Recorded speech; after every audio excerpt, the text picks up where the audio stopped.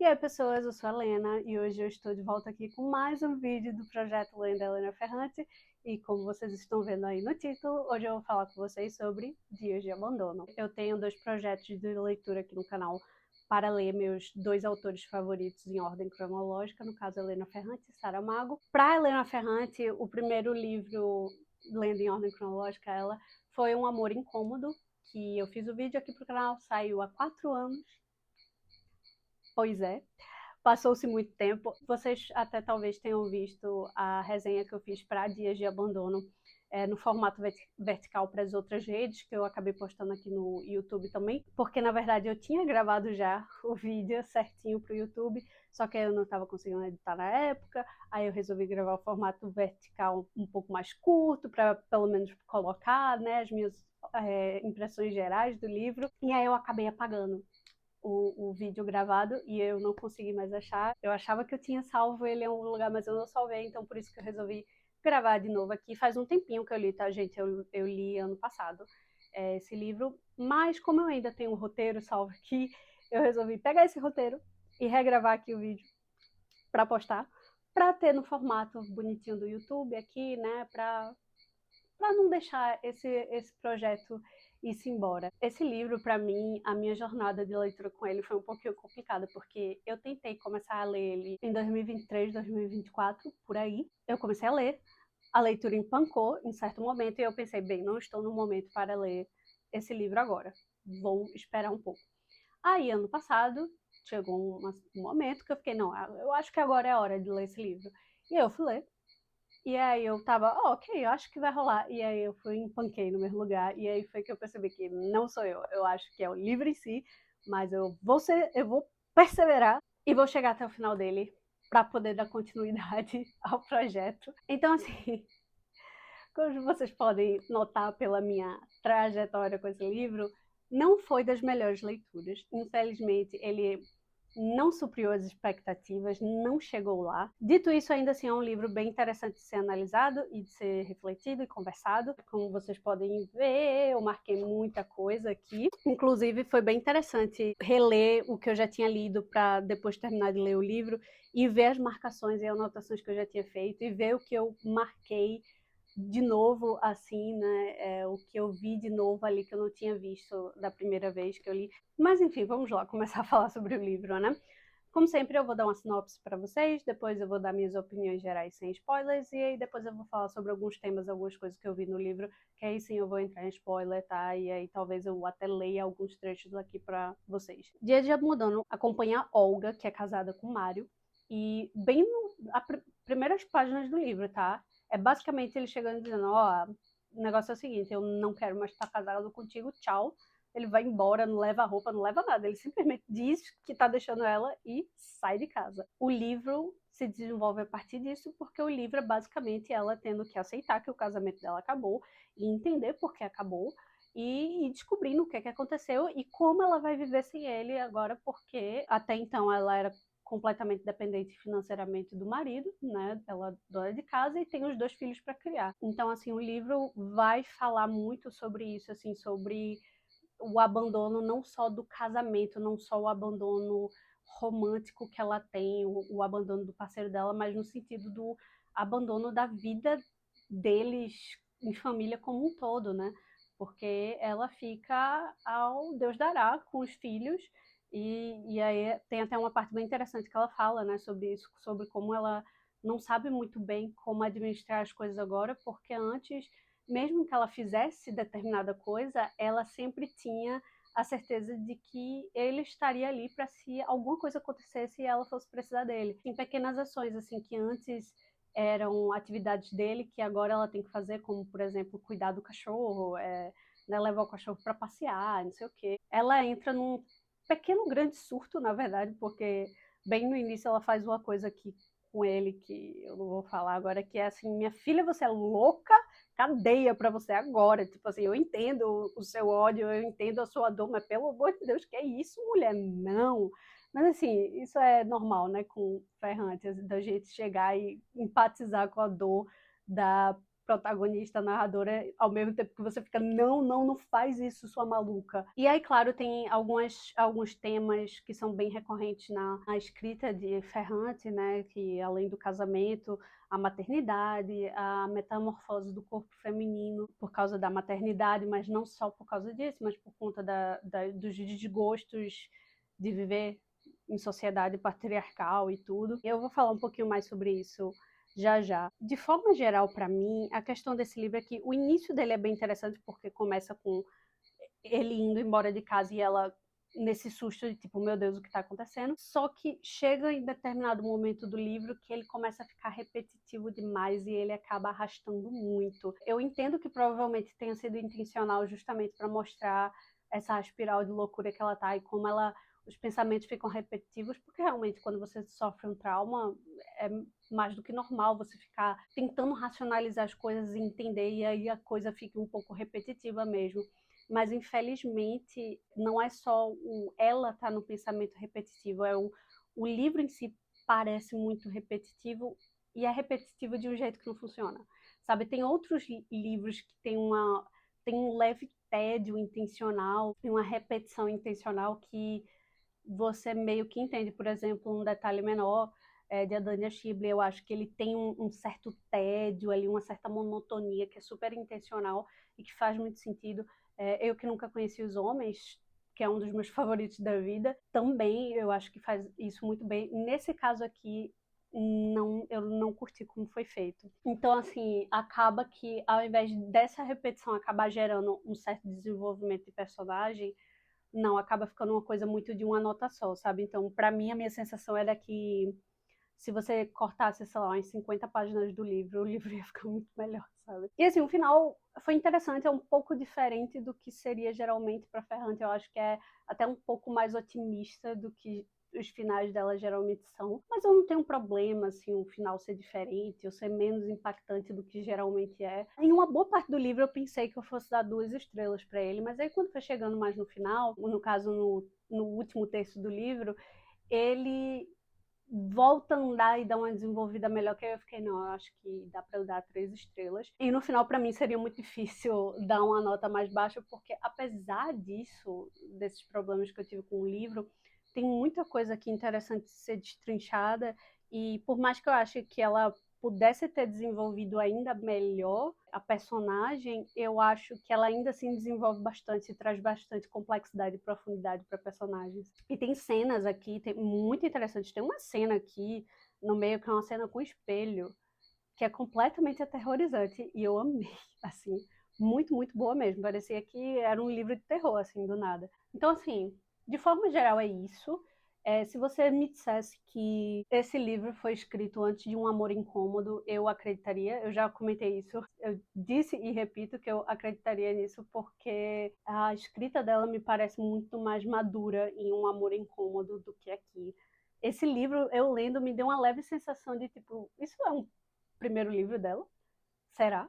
É isso. Para opiniões gerais, sem spoiler, é isso. Entrando em mais detalhes, eu acho bem interessante assim como ela vai construir aqui a questão do relacionamento deles dois, do casamento, porque ela até fala aqui bem no início, nas primeiras páginas, que ela tá muito chocada, que ela não sabe o que fazer, porque ela diz que não houve sinais de crise, porque aí, o que é interessante também em Ferrante, que é justamente o uso das palavras que importa muito, porque aqui ela fala, não consegui encontrar verdadeiros sinais de uma crise. O que seriam verdadeiros sinais? Existem sinais falsos de uma crise? Existe aquilo que você acha que pode desencadear numa crise, mas não é?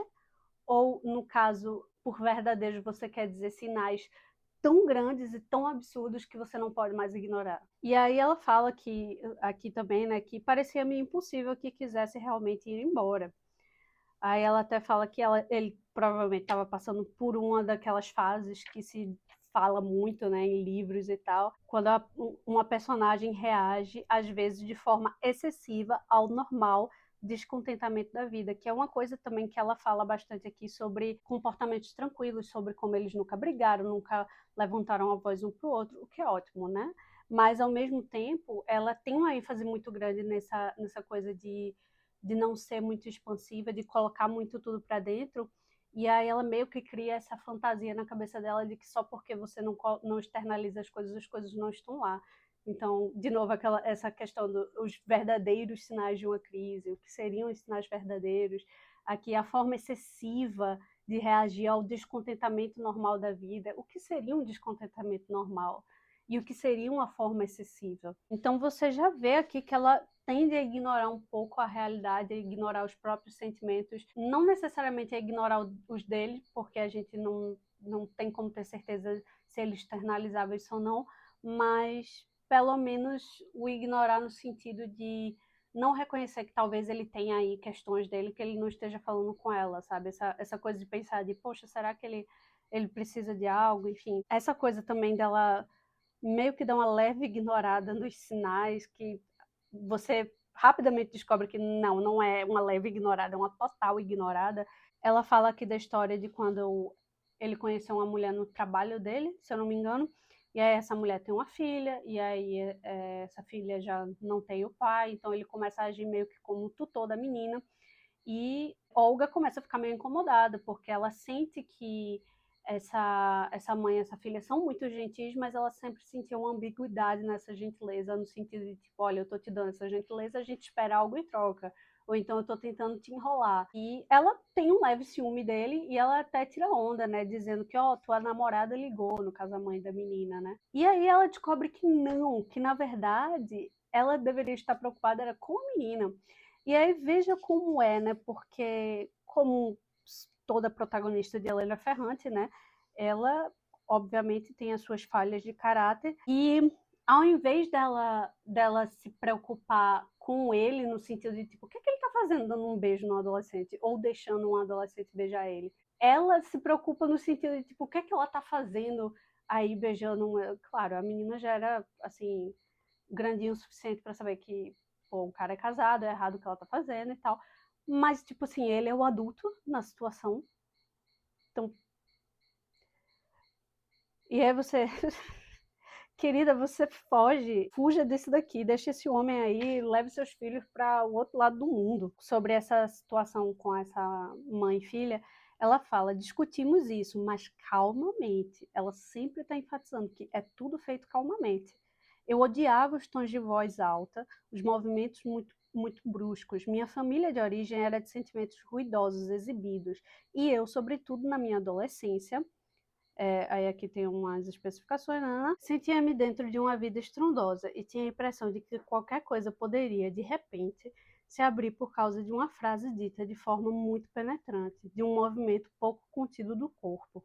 Por isso, havia aprendido a falar pouco e de forma muito pensada, a não ter pressa, a não correr nem para pegar o ônibus, a incumpridar ao máximo o meu tempo de reação, preenchendo-os com olhares confusos, sorrisos incertos. Você também aí já vê uma outra característica dela, né, que é essa insegurança, esse sentimento de não pertencimento, que é algo também que permeia o relacionamento dela com ele, né? E aí ela até completa aqui também. Também para manter sob controle a angústia das mudanças, me acostumei definitivamente a esperar com paciência que cada emoção implodisse e tomasse o rumo da voz pacata, guardada na garganta para não dar vexame. E aí veja só que palavra significativa, né? O dar vexame, então aquela coisa da mulher histérica, né? Que socialmente uma mulher não pode exprimir seus sentimentos, não pode chorar, não pode falar um pouquinho mais alto, que automaticamente a mulher se torna uma mulher histérica. E depois dela fazer toda essa reflexão aqui, ela fala: foram esses os poucos irrelevantes acidentes em nossa vida sentimental. Então, veja como ela tende a minimizar tudo e provavelmente justamente por causa dessa questão dela, desse medo de sentir as coisas, esse medo de explodir, de colocar as coisas para fora. Então, ela tende a colocar muito tudo isso para dentro e isso acaba entrando no relacionamento dela, né, em que eles acabam não compartilhando as coisas e tudo acaba sendo guardado e nada é trabalhado. Você fica se perguntando, eles realmente se conheciam? Afinal de contas, ela guarda muita coisa e ele mentiu para ela por anos e traiu a confiança dela por anos. Então, quanto eles se conhecem? Né? Inclusive porque ela acaba se moldando muito às necessidades e preferências dele. Essa coisa da preferência Ela fala aqui: eu não soube me adaptar, não soube me dobrar até o fim ao olhar do Mário. Tentei, obtusa como era, fingir ser um ângulo reto. Consegui até estrangular minha vocação de passar de uma fantasia a outra. Não foi suficiente, ele foi embora mesmo assim. Foi se complementar com mais firmeza em outro canto. E aí você vê aqui que ao mesmo tempo que ela tem muita raiva dele no decorrer aqui do livro, ela ainda assim passa boa parte do tempo do livro se culpando por ele ter traído ela e por ele ter deixado ela. Então, ao mesmo tempo que ela tem raiva, que ela fica, poxa, isso não é justo, eu não quero estar aqui lidando com as coisas sozinha, os filhos não são só meus e tal. Ao mesmo tempo, ela tem essa coisa meio que automática de chegar e dizer, poxa, eu não fiz o suficiente. Então, não fui eu que me adaptei o suficiente, eu que não suprir as preferências dele suficientemente. Que é uma coisa que socialmente é imposto na gente como mulher, né? De que a gente tem que se adaptar, a gente sempre tem que estar mais educada, a gente sempre tem que falar mais baixo, a gente sempre tem que não reclamar das coisas. E aí, naturalmente, na hora que um homem trai a sua confiança, a culpa vai ser sua. Ela fala mais sobre isso também, eu acho que um pouco mais aqui na frente, que ela vai para uma casa de campo, se eu não me engano, da mãe e da filha, né? Gina é a mãe e Carla é a filha. E ela vai de início só com os filhos, porque o Mário tem que fazer alguma coisa do trabalho. Será que era do trabalho mesmo? E aí ela não consegue abrir a porta. Ela não sabe por que ela não consegue, não sei o quê. E ela fica sem querer ligar para ele, porque ela sabe que, enfim, ele não vai compreender ela e tal. Que já é uma coisa muito triste, porque ela fala aqui: não quis telefonar para Mário por orgulho, por soberba, para não impor a ele que viesse até lá me ajudar num dia duro de trabalho. E ela fala que é por orgulho e por soberba, mas ao mesmo tempo, eu lendo isso, eu fiquei, não, filha, eu acho que você meio que já está se culpando de uma coisa. Eu não sei se é por orgulho. É mais no sentido de você não tá querendo incomodar ele. Você não tá querendo causar uma rixa no relacionamento. E é exatamente isso que você sente lendo isso daqui, que ela não quer causar uma má impressão no próprio marido, e poxa, o marido dela, ela tem 2 filhos com ele. Imagina você ter que viver preocupado o tempo todo com isso, com tipo, ai, o que é que ele vai pensar? Ai, será que ele vai tirar onda de mim? Porque ela até fala que pela manhã chegou o Mário às 10 horas, mas não sozinho, com ele, de surpresa, estavam também as donas da casa, que é a mãe e a filha. Que assim, enfim, né? O que tinha acontecido, por quê? Porque não me telefonou, expliquei-me gaguejando, furiosa porque meu marido, não se sentindo à vontade, brincava sobre minha inadequação, retratava-me como uma mulher com muita fantasia, que não consegue se virar com as coisas práticas, uma burra, em suma. Aí fica ainda mais claro que, era soberba mesmo, o fato de tu não estar querendo ligar para ele, porque, imagina, teu marido te tratar assim, tá ligado? Depois de tu passar a noite do lado de fora com medo de alguma coisa acontecer com você e com seus filhos. E, enfim, né?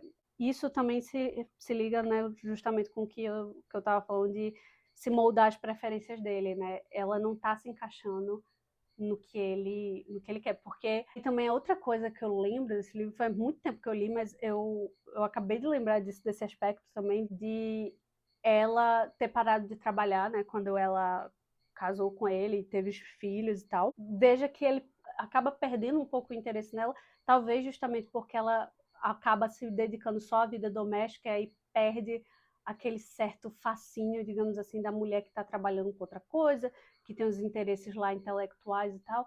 Então, veja, socialmente o desejo do homem é que você fique em casa, cuide da casa e tal, ele quer prover para você, ele oferece aí essa estabilidade financeira nesse sentido, mas ao mesmo tempo, quando você entra completamente nesse papel, né, veste o uniforme desse papel, digamos assim, aí o interesse por você, o interesse dele por você diminui porque, você se perdeu na vida de dona de casa, mas Aí você tá querendo duas coisas ao mesmo tempo, meu filho, não dá. E aí, justamente nessa tentativa de se encaixar nas preferências dela, ela acaba se negligenciando, não só no sentido mais prático e, digamos assim, estético, né, da coisa, corporal e tal, mas intelectualmente, aspirações de vida, né? Ela fala aqui: eu tinha posto de lado as minhas aspirações para acompanhar as suas, no caso as de Mário, né? Para cada crise de desconforto dele, eu tinha estancado as minhas crises para poder confortá-lo. Então, veja de novo, ela aí reprimindo os próprios sentimentos. Eu tinha me perdido nos seus minutos, nas suas horas, para que ele se concentrasse. Eu tinha cuidado da casa, da comida, dos filhos, eu tinha me ocupado de todas as chatices da sobrevivência do cotidiano, enquanto ele escalava teimosamente o declive da nossa origem sem privilégios. E agora ele me largava carregando consigo todo aquele tempo, toda aquela energia, todos aqueles sacrifícios que eu fizera por ele, de uma hora para outra, para gozar os frutos com outra, uma estranha que não tinha mexido um dedo para pari-lo, nutri-lo e fazer com que ele se tornasse o que era. Parecia-me uma ação tão injusta, um comportamento tão ofensivo, que eu não podia acreditar, e às vezes eu pensava nele como se ignorasse, como se não tivesse mais memória das nossas coisas. À mercê desse risco, me parecia amá-lo como nunca o havia amado antes, com tremor mais do que com paixão, e pensava que ele tivesse uma necessidade imediata de mim. Então veja aí que triste, né? Ela reprime todos os sentimentos dela, ela faz de tudo para ter a melhor aparência possível para ele, ela abre mão das coisas que ela quer por pedido dele para criar uma vida juntos e no final das contas ele não teve que abrir mão de nada. E mesmo assim ele não reconhece os sacrifícios dela, o que é extremamente comum, né, para, no caso, na realidade de mulheres que são donas de casa e o marido é o único provedor da família, né? É que muitas vezes se tem essa ideia de que o homem está sustentando a mulher, só que na verdade a mulher está fazendo trabalhos cotidianos, coisas que o homem teria que fazer se ele estivesse sozinho, e ele não tem que se preocupar mais com isso. Então é meio que vocês dois estão trabalhando ali, vocês dois estão se sustentando, só que fazendo trabalhos diferentes. Mas os dois estão construindo ali, os dois são essenciais. Saindo do relacionamento deles, como eu falei, né, tem o tema da maternidade, que é uma coisa bem recorrente em Helena Ferrante, né? Tem a questão da maternidade forçada, que é aquela coisa de ela ama os filhos, claro, porque são filhos dela, mas ao mesmo tempo ela tem esse certo rancor porque ela não se imaginava como mãe. Tem até uma parte aqui que ela fala, se eu não me engano, que ela se imaginava mais como esposa do que como mãe. Tem até uma parte aqui, ó, que ela fala: felizes como fomos, eu e ele, até pelo menos nascerem as crianças. Que, claro, você ser mãe sem querer ser mãe vai causar um peso aí muito grande e tudo e tal, mas a culpa não é das crianças em si. E assim, o relacionamento já tinha outros problemas aí que ela já estava ignorando também. A relação entre mãe e filha, que além da coisa, desse rancor da filha com a mãe, né, que é bem comum em Helena Ferrante, essa questão da filha sentir um rancor da mãe pela mãe ser porque ela é, e aí o tempo passa e a filha entende as coisas e fica, ai meu Deus, então agora eu sou como minha mãe. Mas aqui também traz uma coisa um pouco levemente diferente, que eu acho que, assim, a gente pode até ter visto, mas não com tanta intensidade, que é uma rivalidade entre mãe e filha, no sentido de uma rivalidade por parte dela, tá? Não por parte da filha. Dela, desse medo de que a filha vá substituir, né? Que aí também talvez entre também no estado psicológico em que ela tá, porque ela foi abandonada, o marido dela deixou ela por uma mulher mais nova, então talvez ver a filha ali, né, que é uma criança ainda, mas assim seria como uma mulher mais nova que poderia substituir ela em determinadas situações, justamente porque ela vê a filha tomando atitudes já bem, digamos assim, bem crescidinhas, assim, quando o irmão tá doente, e ela, tipo, ah, não, tomando iniciativa do tipo, não, vou fazer isso daqui, vou te ajudar, mamãe, como é que faz aqui? E aí, poxa, ao invés dela ver isso de forma positiva, do tipo, pelo menos eu tenho a minha filha aqui do meu lado, olha só como ela está tentando me ajudar, olha só como ela, né, já é prestativa e tudo. Ela já vê isso com uma certa ameaça, assim, é bem triste, na verdade, ver isso. Aqui ela, inclusive, ela fala: A menina me substituiu. Comportava-se como eu fazia com minha mãe quando pequena. Tentava fazer aquilo que me viu fazer. Brincava como se desfazer da minha autoridade, substituindo-me.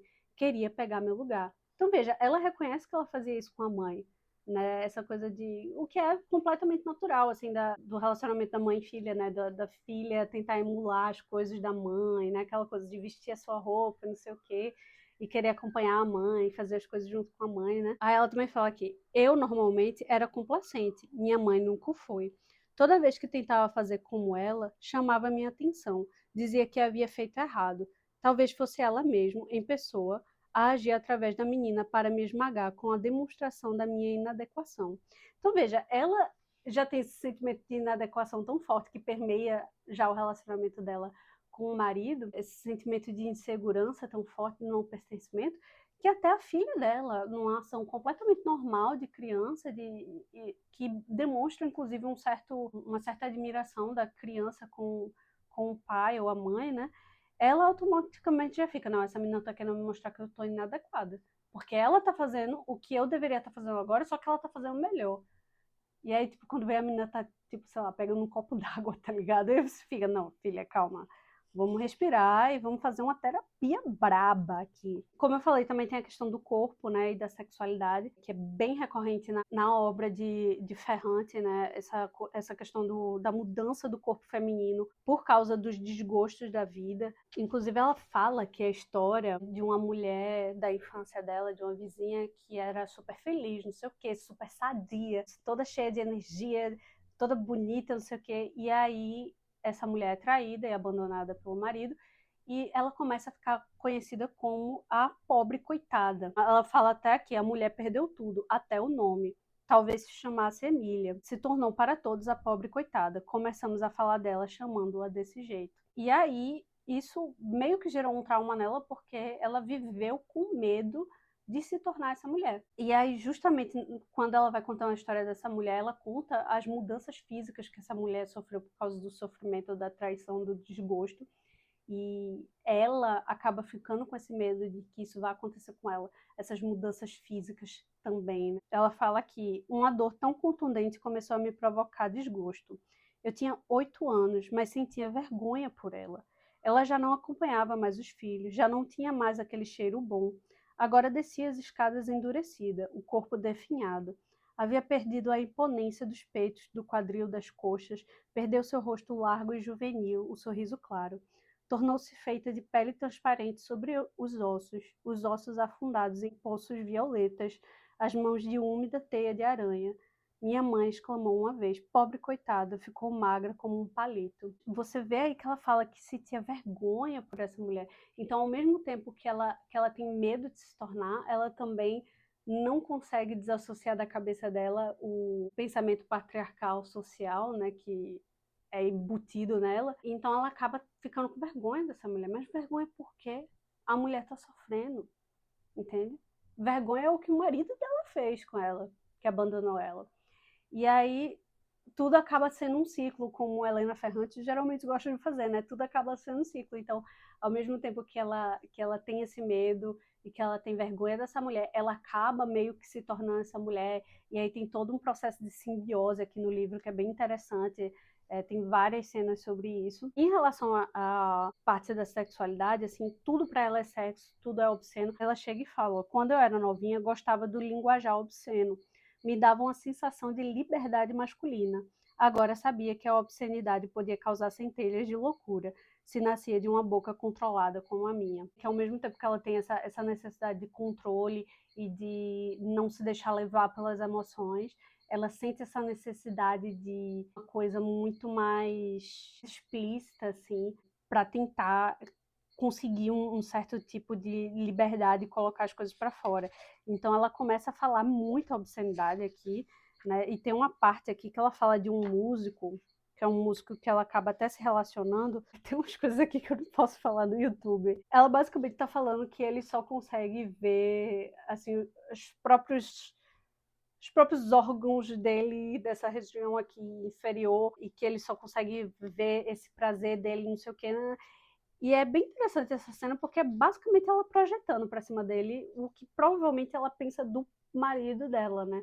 Que deixou ela porque, afinal de contas, se ele fez o que ele fez com ela e mentiu para ela e traiu ela por todos esses anos, sem reconhecer todos os sacrifícios que ela fez durante o casamento e tal, ele só pensa em si mesmo e nas próprias necessidades dele e no prazer dele. E ela, como personagem, é isso, assim, você, na verdade, através de todos essas coisas que você vai entendendo do relacionamento dela e tudo, você entende muito sobre ela em si, sobre essa perda de identidade, sobre ela não se reconhecer mais. Inclusive, essa questão dela não se reconhecer mais, tem até aqui a cena que eu comentei, que parece uma cena de terror quase, que é no espelho, ela se olhando no espelho. É muito longo aqui, tá, o trecho, então eu não vou ler ele todo, mas é basicamente ela se olhando no espelho e, tipo assim, pensando, quem é essa pessoa? Ela vê quase como mais de uma versão dela, e ela fica se perguntando o que é que uma tem a ver com a outra,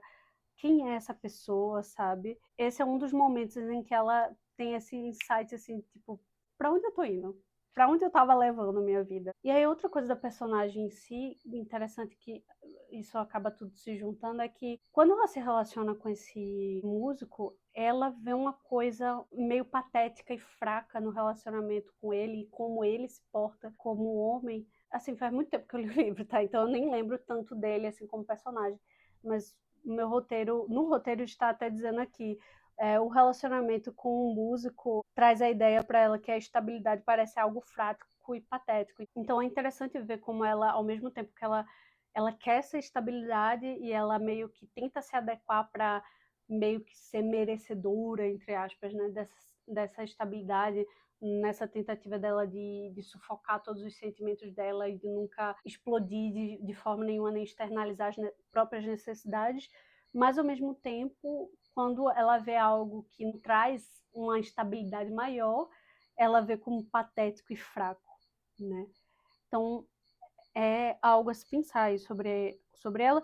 E, por fim, a última coisa que eu achei interessante é que foi o uso repetido de porta, de chave, de fechadura, que aí é algo a se pensar. Assim, se você fosse escrever um artigo sobre esse livro, eu acho que talvez fosse algo interessante, assim, ver o que é que a porta poderia representar, porque ela troca a porta do apartamento, porque ela fica com medo, porque ela tá sozinha com as crianças em casa e tal. E aí depois ela não consegue abrir a porta e é um desespero e tem todas umas cenas aí sobre isso. Você vê, né, como essa porta aprende ali e como ela tem a chave, mas não consegue abrir, que também é o que aconteceu na casa de praia, né, dela ter ali a chave e não conseguir abrir. E aí eu vejo também mais que isso também pode, de certa forma, se ligar ao sentido dela de inadequação. E ela tem as ferramentas ali para atravessar algumas coisas, mas ela não consegue porque ela sente que ela não tem capacidade ou ela não merece. Enfim, gente, essas foram as coisas que eu observei